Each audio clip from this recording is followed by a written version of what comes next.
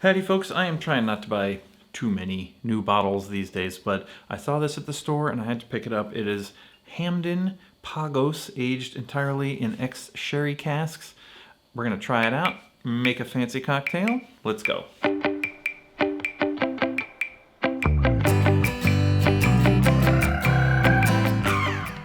Okay, so this is Hampden Pagos. It is aged in 100% in ex-sherry casks. Comes in at 52%, which is nice for me. It's not so high that you can't sip it and enjoy it. It's got an ester level of 467 grams, which is high, but not super extra high. It's kind of in the sweet spot between, high ester, interesting, but not so high that it blows your palate out. Like all the Hampdens, it is pot stilled, spring water, wild fermentation, aged in the tropics. It cost me $97, which is a lot, but it's not going to break the bank. Now, the interesting thing about it, of course, is that it's aged in 100% sherry casks. Most rum, as you probably know, is aged in ex-bourbon barrels. They're cheap and available. But lately, people have been aging things in sherry casks. Usually it's a finish, like they'll age it in ex-bourbon for a certain amount of time, and then they'll finish it for a year, 6 months, 2 years, whatever it is, in ex-sherry casks. But this is only aged in ex-sherry, which is kind of neat. Now, according to the internet and the hype from Hampden, these are actual real sherry barrels that have had sherry in them for some years and not just like seasoned with sherry, which apparently that's what some people do, and just say they finished it in sherry casks. But supposedly these are actual sherry casks. Now, one thing to note is that when this first came out, it was in a sort of short run, 1,200 bottles or something like that, and it was pretty difficult to get. But according to the Hampden website, it is now in their core line and should be readily available. I found it up here, so it can't be that rare. Now, a lot of the reviews you'll see online are from that initial release of 1,200 bottles, and the ester level seems to have gone up a little bit since then. This one is at 467.9, 468. And the ones online seem to be in the 300 something, so I don't know. That's a little interesting to me. Anyway, let's give it a taste. It's got that Hampden smell. Let's give it a little taste. It's definitely got that Hampden funk, that sort of biscuit, but also like sort of sour cherry, sour apple kind of aroma to it. Trying to detect whether it's got like less of that vanilla caramel aroma that you would normally get from a bourbon barrel and more of that sort of nuttiness that you would get from a sherry barrel. It's a little hard to tell on the nose, but maybe like a bit of that sort of musty wine kind of aroma that I guess is coming from the sherry. Let's give it a taste.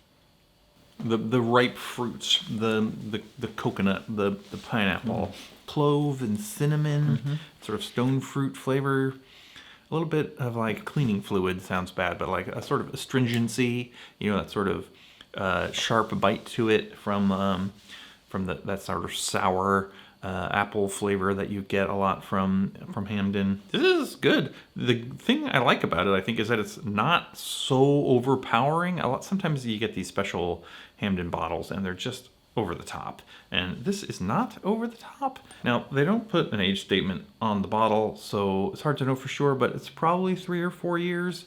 I mean, it's still a little bit hot, but it's got a nice woody flavor that's not, again, not over the top, so sort of a nice balance of flavors to me. Yeah, and the finish is like a little bit more spicy, a little bit of like the clove cinnamon parts of this, and overall like a little bit nutty. Like if it's aged in sherry, you would expect it to have some nuttiness. It's a little hard to detect, but I'm getting there. Anyway, what I decided we should do is make a fancy rum old fashioned. As you know, hopefully, I recently made pineapple syrup. I also recently discovered that Cynar goes really well with pineapple, so I'm putting half an ounce of Cynar in this drink. And furthermore, I figured we might as well throw a little bit of coconut liqueur in there as well and push it a little closer to the pina colada. This is gonna get some Tiki bitters and some lime bitters just for fun. You could use Angostura and orange, but I figured we'd give it a change of pace. Anyway, let's mix it up.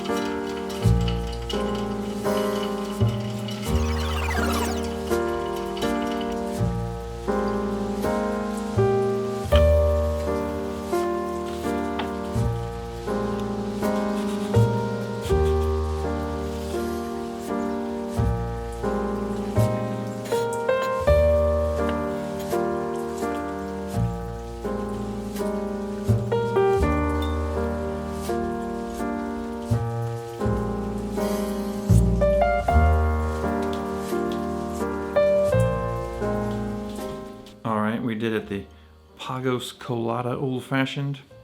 That seems as good as name as any. Let's give it a try. It really features the rum. It's got a lot of that Hampden, you know, all the things we talked about, the funk and whatnot. But then it's tempered by that pineapple, which is really nice, a little tropical vibe. And of course, we know Cynar and pineapple go great together. Gives you just the slightest bitter aftertaste. And the coconut, I think, is a nice addition. It's only a bar spoon. That stuff is pretty overpowering, but if you pair it with something really strongly flavored like this rum, really it adds a little hint of the tropics to the aftertaste. Pretty delicious. Rum Old Fashioned is already one of my favorite drinks, but this just gives it a little bit of a sort of tropical twist. I really enjoy that. Now, I feel like I have to point out, you don't have to use this very expensive rum if you want to make this drink. You could use Smith & Cross, maybe add a little Rand Nephew into it. Or Dr. Bird would go excellent in this, I think. So, you know, you've got options. I'd say if you like Hampden, definitely pick up a bottle of this Pagos. It's complex, it's interesting. 52%, it's not overpowering. It's not so high ester that you're just, you know, that just blows your face off. So a very excellent compromise, I think, between the aging and the ester level and the proof. So I love it. I'm enthusiastic. Okay. If you have any questions or suggestions, you can put them down in the comments. In the meantime, thanks for watching, and I'll see you next time.